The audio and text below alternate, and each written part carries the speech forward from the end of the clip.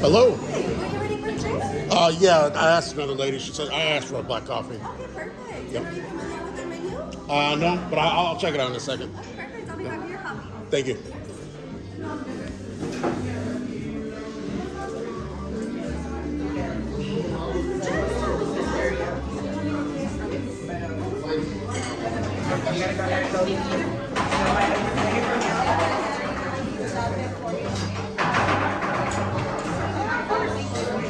Sorry. Oh, sorry. Sorry. I was just telling my friends about your voice. Oh. I'm her husband.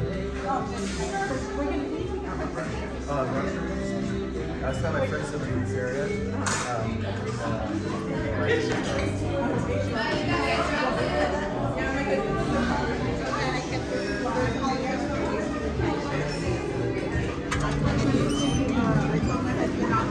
How you doing? Hi guys, this is Andre, Horizon City News, and this is Minerva Torres Shelton. She's running for El Paso County, Texas Sheriff in 2024, which I guess early voting, I don't know if it's early voting, but voting should be on March 5th, I believe, in early March. That's what I meant to say. It's in early March that voting's going to be. She has 25 years of law enforcement experience, including being a cop in El Paso and as an FBI agent. While she was an FBI agent, she worked in the sex crimes, especially dealing with children, children as victims. That's the type of, one of the types of work that she did in the FBI that she highlights. She had a get-together here at Clint, Texas, at the Coffee Waffle, which is a place I have been driving past for several years now. I always meant to go in, and I never actually managed to get in there. So actually, I was really glad that she had her get-together with the community here at this small cafe here in Clint, Texas, on the outskirts of El Paso, for those of you who aren't from the area.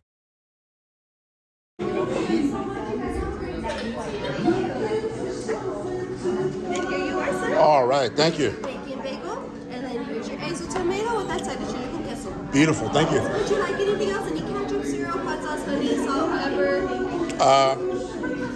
Wheat toast? Anything else? That's it. Yeah. Thank you.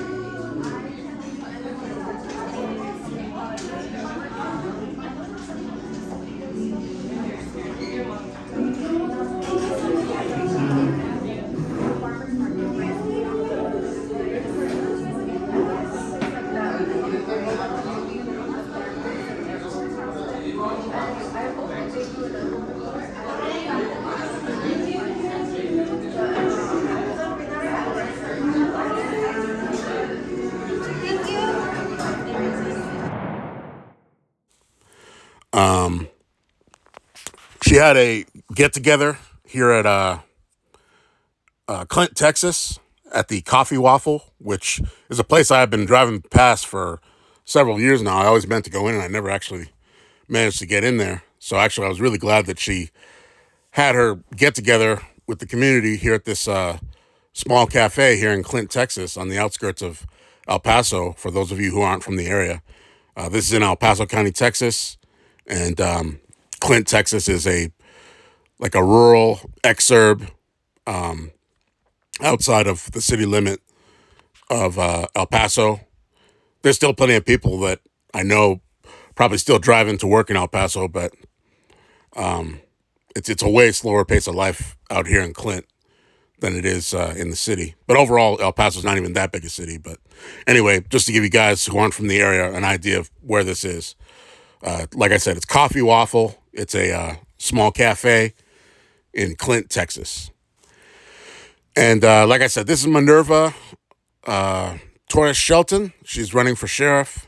She was there at this get-together with her husband, as you can see here in the video. That man that was wearing the baseball cap, that guy right there with the plaid shirt, that's her husband.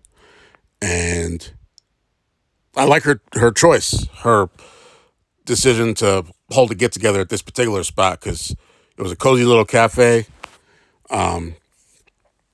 Everybody who walks through the door, of all different walks of life walk through. It doesn't give you the feeling of like being exclusive to certain types of people. In my opinion, it's welcoming to everybody to have that get together at this particular location. Like, I just feel like if she had it at, at some fancy hotel in downtown El Paso, that only certain types of people might have shown up. You know what I'm saying?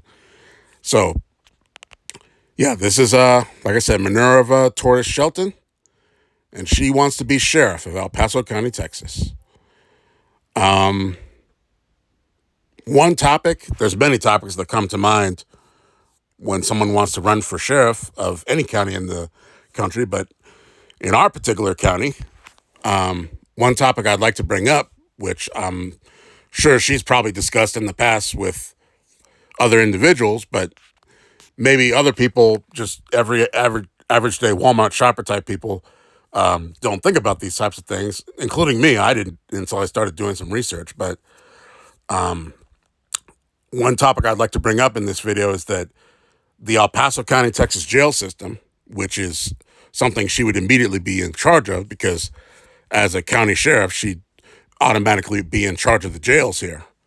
The El Paso County, Texas Sheriff's Office jails have had some issues over the past several years. I don't know if it's gone further than that into the decades previously, but over the past several years, in the recent past, there has been some issues with just suicides and murders and just issues dealing with jail safety. So there's this clip that I have from a local El Paso, Texas news station here, KTSM 9. They'll describe the problem much better than I can. But yeah, it's something that everyday people probably don't think about. But it is an issue. It is a government issue, and it is something that would fall directly into Minerva Torres Shelton's life if she becomes sheriff of El Paso County, Texas. So let's let KTSM 9, explain what I'm talking about, which they do a great job in this little investigative journalism video into the El Paso County, Texas jails. They don't often, in my opinion, do many investigative journalism things. Maybe I'm wrong, but I have a feeling that KVIA, ABC 7, that they're more into that. KTSM 9, I've noticed that they do stuff that's like, fun and happy stuff, like, showing you like where to go and have a good time and like, places to eat and stuff like that. But stuff like this that gets into something more serious and dark. Maybe I don't know, watch enough TV, but I just feel like I haven't seen KTSM 9 do many of these investigative journalism things into stuff like this. So I'm glad they did it. And here's the video. Like I said, they'll do a much better explanation into these issues that are going on at the El Paso County, Texas jails, which, again, this is an issue that would fall right into the lap and right on her desk of the future sheriff, if she becomes the sheriff, Minerva Torres Shelton. So, again, here's the video, and I'll be back with you guys in just a few minutes. Thanks for watching Horizon City News. In tonight's special report, documents obtained by KTSM show in-custody deaths at the El Paso County Detention Facility. They are on the rise. That's right. KTSM 9 News reporter Stephanie Shields reviewed autopsy reports revealing how these people died in custody. A warning to some viewers, the story includes details about suicide, which can be upsetting for some. The El Paso County Detention Facility, responsible for holding and supervising up to 1,500 people accused of a crime. It's probably the riskiest and most dangerous thing that a county government engages in. According to public records, from 2010 to 2015, 14 people died while in custody of the El Paso County Detention Facility. From 2016 to 2022, 33 deaths for an 136% increase, and half of those deaths happening from 2020 to 2022. Former El Paso County Commissioner Vince Bettis saying during his tenure, he pushed for jail reform. This is why people need to pay attention to these types of issues. cases can be very costly when they go to trial. If there's an individual that dies in the custody of the county, you can bet that there's going to be some sort of lawsuit that follows. And taxpayers are often going to be on the hook for that. KTSM looked into the most recent deaths in the last 2 years, some dying from medical-related complications, COVID-19, and natural deaths, but reports show 8 people died from suicide or drug overdoses. All the families I represent say they want the same thing, and it's very elusive, and it's the word justice. Dean Malone, representing the family of Azalia Giselle Corral, a 22-year-old woman who killed herself in El Paso County's custody. The family filing a federal lawsuit. When she was arrested, there's just a long list of warning signs. And she indicated she had attempted suicide before, she was depressed. According to jail reports, Corral attempted to jump off the second floor of the jail, telling officials she thought about killing herself. She was then placed into a 15-minute observation watch in a holdover cell, where she was reportedly crying during her third check around 7:30 in the evening. 7 minutes later, she was seen hanging from her jail-issued pants. They knew the issue. They knew that she was suicidal. They knew she needed a suicide smock. And they literally left her alone in a cell. Corral's autopsy reports traces of nardizepam, fentanyl, and norfentanyl detected in her blood at the time of her death. I think it was a confluence of a lot of people not doing the right thing. And looking back into the history of what's going on at the El Paso County Jail, and a lot of the other deaths that have occurred there, and the deaths that have occurred in the past over a period of years, I think it's just a systematic policy and custom failure. KTSM spoke with 2 other families who did not want to speak on camera, but they say they're looking for answers as drugs were also found in their loved ones' systems. Gilbert Nunez, his cause of death reported as a suicide. His autopsy report stating he had a mix of different drugs, including fentanyl, anti-seizure meds, and antipsychotics. Nunez, with a history of mental and physical problems dating back to his original booking in 2020, was reportedly under a 30-minute suicide watch at the time of his death this January. And last December, 2 people died on the same day within 1 hour of each other, both with fentanyl found in their systems. And that is one of the big challenges at this point in time in regards to how contraband is able to enter a facility. Brandon Wood with the Texas Commission on Jail Standards saying counties must report a death within 24 hours where it is then investigated. He says one of the biggest challenges county jails face is those struggling with mental illness. By the time that they reach the county jail, we've already missed at least 2 opportunities to divert those individuals. According to a 2019 report from the Department of Justice, at 49 deaths per 100,000 inmates, suicide was the leading single cause of death for jail inmates of that year. Even if you had, the perfect system, you're still going to have deaths. It's still a very dangerous environment. But, the important thing is, do you have elected officials who look at that, who take responsibility, take ownership, take action to correct that problem, and ultimately do whatever they can to prevent these types of deaths from occurring in the future? KTSM requested several interviews with El Paso County Sheriff Richard Wiles, his office declining after saying, since we spoke with families and attorneys of those who died in custody, because of possible civil litigation, county policy is to not comment on such matters. Stephanie Shields, KTSM 9 News. And the county attorney's office tells KTSM the county has settled a total of 3 lawsuits within the last 10 years arising from deaths in the county jail.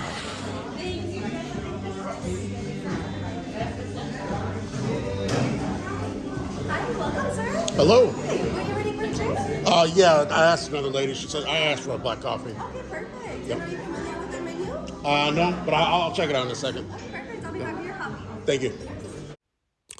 So yeah, guys, this is the job that Minerva Torres Shelton is after, and obviously, to a layman like me, she's definitely qualified to apply for the job based on her past experience as a El Paso cop and FBI agent who specialized. Being an FBI agent, of course, is a huge accomplishment in and of itself. But on top of that, apparently she specialized in a unique career field as a,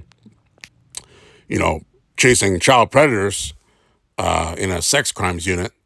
And I'm sure there's many other accomplishments she has.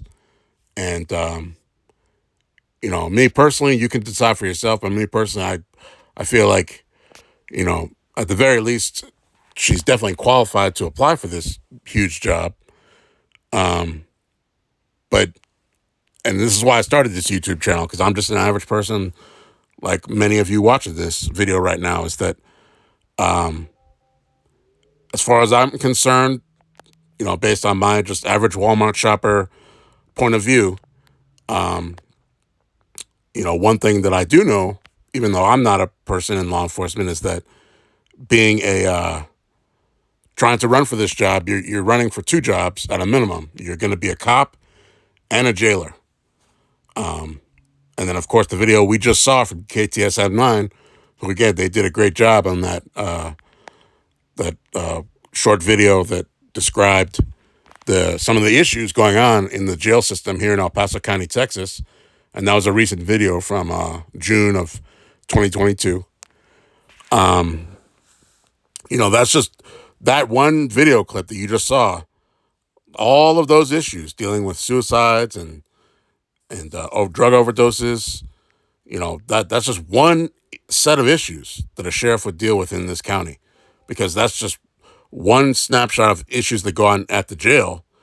Then there's other issues we could talk about later about some recent murders. I'm sure there's been many in the past as well, but recently there's been some scandalous murders in that jail as well. We'll talk about that later.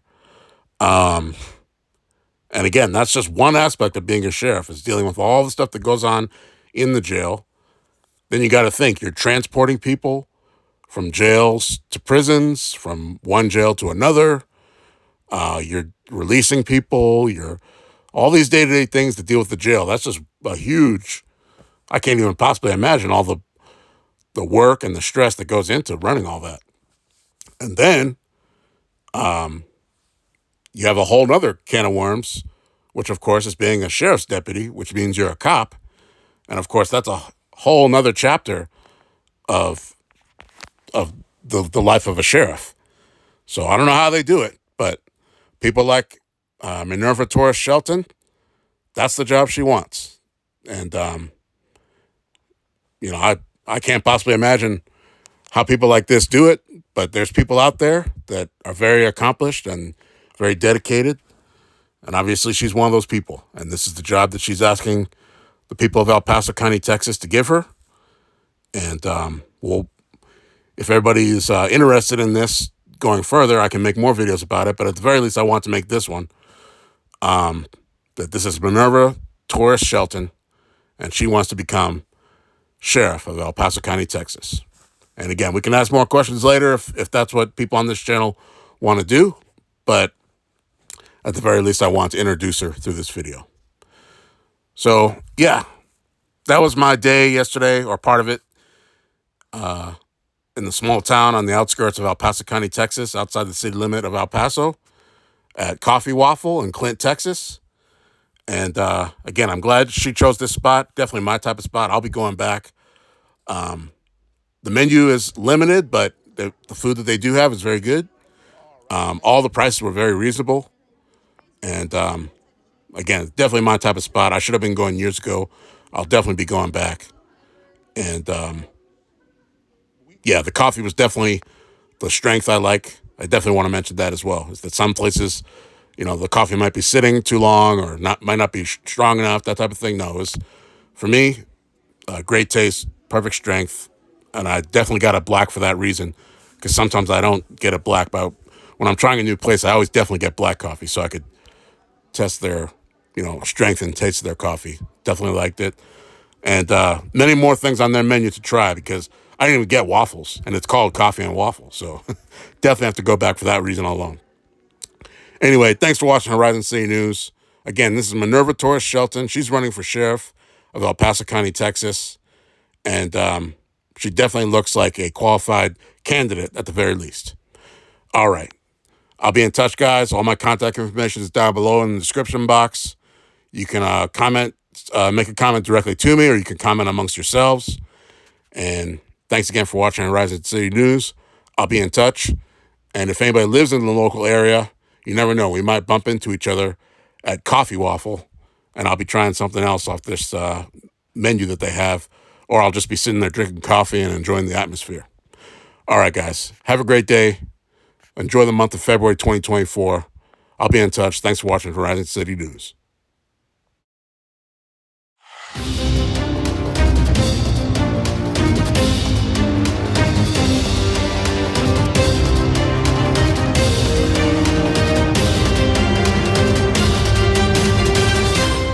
En este crimen de la semana, Crime Stoppers y la policía del Paso buscan identificar a las personas involucradas en un tiroteo fatal afuera de un restaurant-bar en el lado oeste de la ciudad. El domingo 15 de octubre a las 1:54 a.m., una disputa que inició dentro del Jaguar Restaurant Bar escaló a un pleito físico afuera. Durante el pleito, alguien sacó una pistola y disparó varias veces. Un hombre de 17 años de edad y uno de 18 años de edad fueron heridos.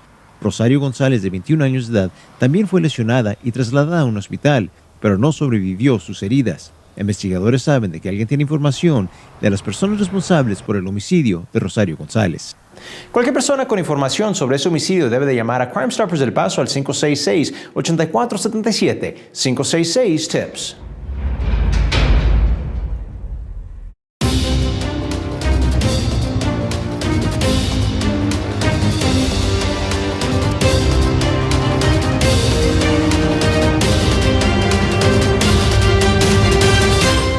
In this Crime of the Week, Crime Stoppers in the El Paso Police Department are looking to identify individuals involved in a fatal shooting outside of a restaurant bar in West El Paso.